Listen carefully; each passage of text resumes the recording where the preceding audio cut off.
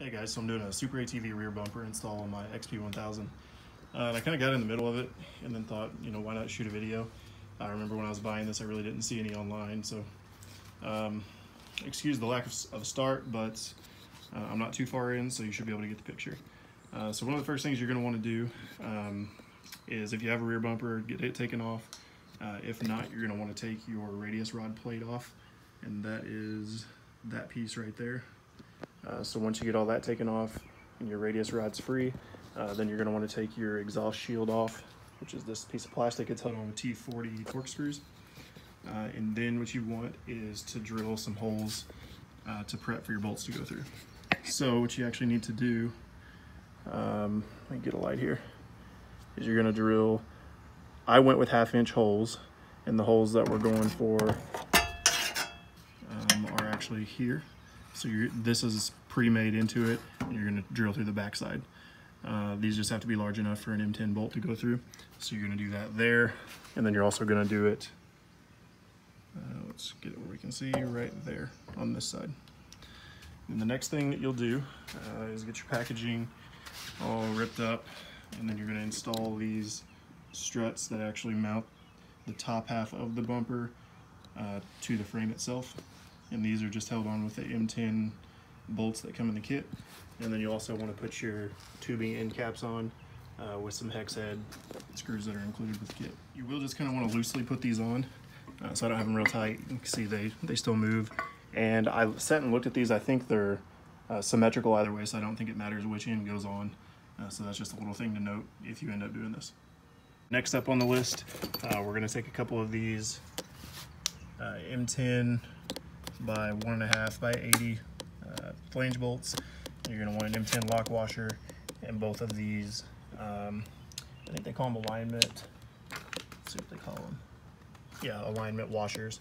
And this curved side right here, when you go to put it up against the machine, it'll actually contour the frame like that. And then that's what will allow the horizontal struts that we just attached to the top piece to sit flush up against that. So the bolt is actually going to go in through the back this way. So here's a really quick look at how the hardware is supposed to be oriented. You can see the head of the bolts here runs through, lock washer is there, and then the alignment washer is here. And for this next part, I'm going to have to pick this up, so I won't be able to really film it. Okay, so if there's going to be a challenging part to this install, this is it right here. And I'm going to show you why. And the bumper does not fit off the square. I've still got it really loose, so don't think it's a crappy fit. So what you're going to want to do, these struts need to, what I'm going to call the high side, needs to be up towards the bumper, and then it drops down to these alignment washers. The challenging part to this that I figured out, one, I had to do a little trimming, and I've got to do a little more yet to get my fender flares off, but two, you've got to make sure that your bolts here and back here, well, of course these aren't on it until you thread them in, but you want to make sure everything's loose, because you're going to have to be able to kind of move it up and down, and then even side to side, and that's what will let you get everything lined up. And these are 14 millimeter, so just have your ratchet and your socket handy, like I've got there. And then I'm going to snug this stuff up, and we'll work our way down to the bottom. I'm not going to get it super tight yet. I still want to be able to move it a little bit to line things up, but I can snug it up a little more than what it is right now. So the next part of this install is going to call for putting the bottom piece of the bumper on. So this piece right here is going to replace your radius plate, and it mounts here where your radius rods are. And the kits now come with M10 and M12 bolts. My 17 was one of the early production 17s, so it actually came with the smaller radius rods that have the M10 holes. So to figure out which ones you need, these are high lifter radius rods, by the way, so they're aftermarket, but the uppers are still stock. So to figure out what you need, you can just check your size. If you have a newer model, a late 17 or even an 18 now, you're going to need the M12 hardware, and they do include that in the kit. So it's a little thicker hardware right there. And then additionally, instructions call for these, I think they're calling them RSL spacers. It's just a really thick washer is what it is. I think these go on the bottom, but when I get to that point, we'll figure out what thickness we need, and I'll show you how that goes together.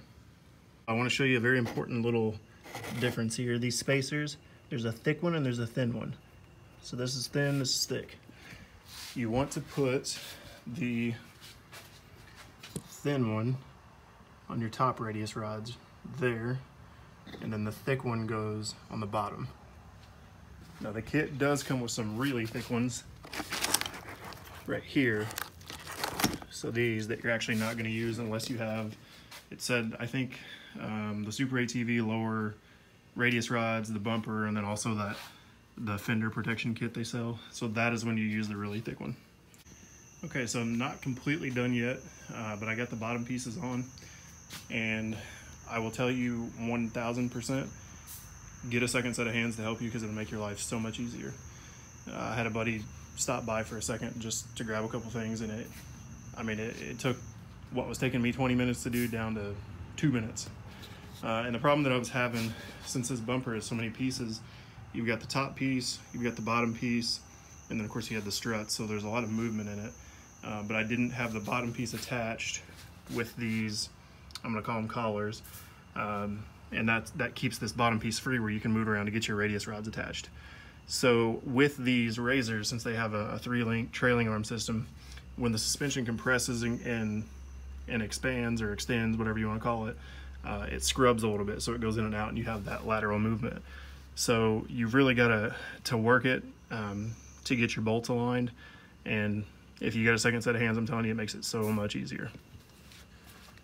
So again, I know I've said it a few times now, but you want thin spacers on top and then thick spacers on bottom. And then of course I got to get everything tightened up yet, so I'm going to button it up. But one thing I want to touch on, when you do have everything loosely together, set it down and let the suspension settle a little bit so you can straighten the bumper out. Because the problem that I had is the right side of the bumper was really high and you've got some twisting motion in it. So if you see the bumper and you think, wow, this thing is, not even close, just make sure your hardware is loose, and then you should be able to kind of manipulate it into place and then snug it up. So I've actually got the hardware on the struts, so here and then on the other side of the frame where we drilled the hole, all that's tight, and my collars are tight right here, and I'm about to go down to the radius plate and tighten that up. So here is the final product. Everything's buttoned up. I just ran it down the road so the suspension could settle out. And I gotta say, I'm pretty happy with the result. The powder coat is great on it. I didn't see any blemishes at all when I looked it over. Install, I'm not gonna say it's easy if you're doing it with one person and one set of hands, but if you've got a buddy to help you, I would think you could have this done in an hour or an hour and a half. No problem at all. Obviously I've got the lift, so that makes things a little quicker, but again, no problem even with just a floor jack. The fitment's good on it. It seems to contour the rear body lines of the machine really well. That's just a grease smudge there. And then, yeah, so like I said, no real complaints about it. But if you're gonna do it, get a second set of hands and get it put on, and that should make your life a lot easier. I do have a little clevis here that I'm gonna put into the hitch receiver. It's dirty, I just wanna get it cleaned up before I put it in a brand new bumper. And if you have any questions, just put them in the comments down below, and I'll try and get to them as quickly as possible. And thank you guys for watching. Be sure to like and subscribe, and I'll have some more content soon.